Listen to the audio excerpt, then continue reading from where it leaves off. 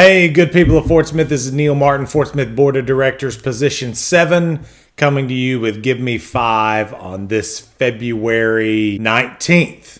Sorry about last week. There was no Give Me 5. The Super Bowl happened. There's a lot of things going on, and I didn't get a chance to do the Give Me 5, but we had an important week last week with a couple of meetings. So let's go ahead and talk about it. Give me 5. Okay, we had a study session on Tuesday, February 14th, Valentine's Day.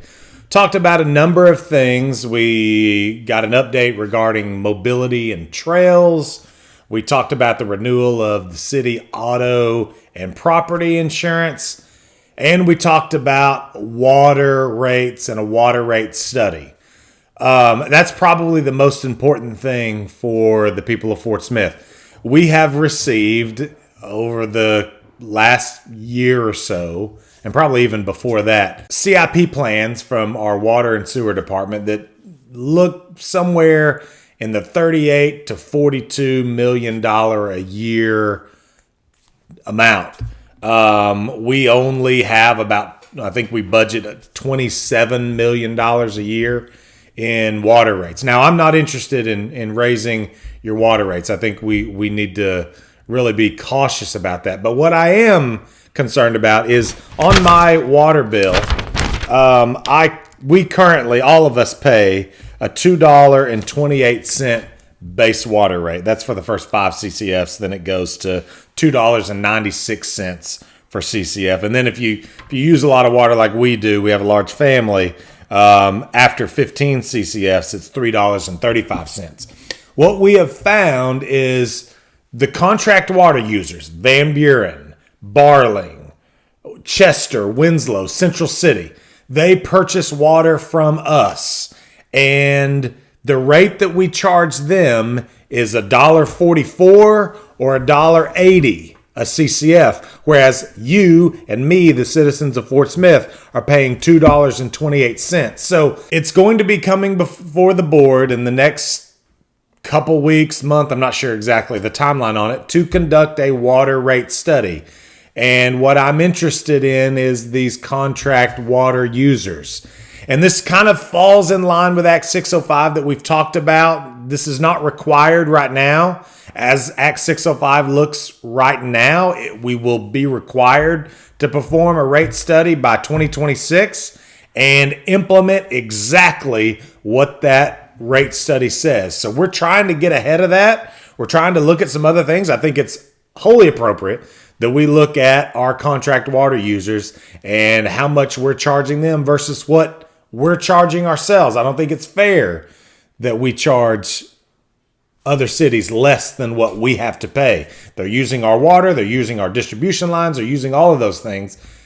I think it's important that we look at what we're charging them and adjust appropriately. That's what I'm focused on in this water rate study. But I think it's going to be important if we move forward with the water rate study, what it says. And I think it's going to be important for you, important for me as we look at it. So on Tuesday, that's what we talked about. The water rate study was key in that. This week was all about water as we met Tuesday in a special study session to talk about water utility fees. Now, again, I'm not interested in raising fees on the consumer, you, us.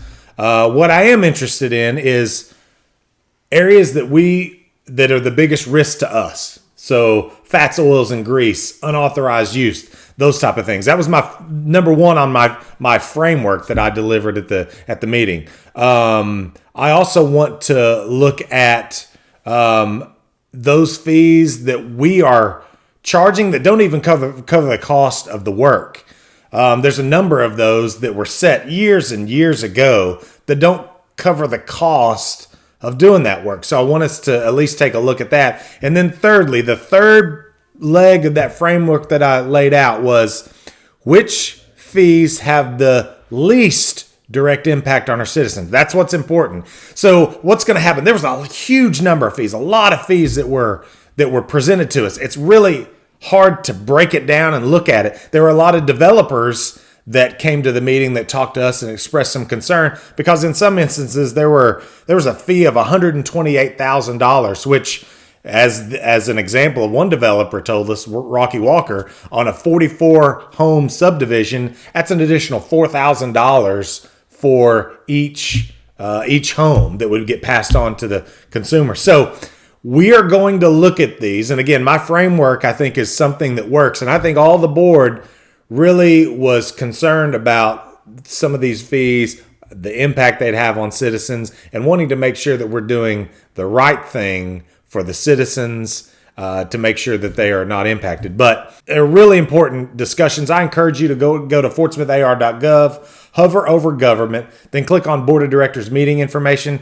There you can watch both the meeting on Tuesday, February 14th, and the meeting on Thursday, February 16th. And you can hear all of that discussion. I encourage you to do so because this could have some impact on you and your family.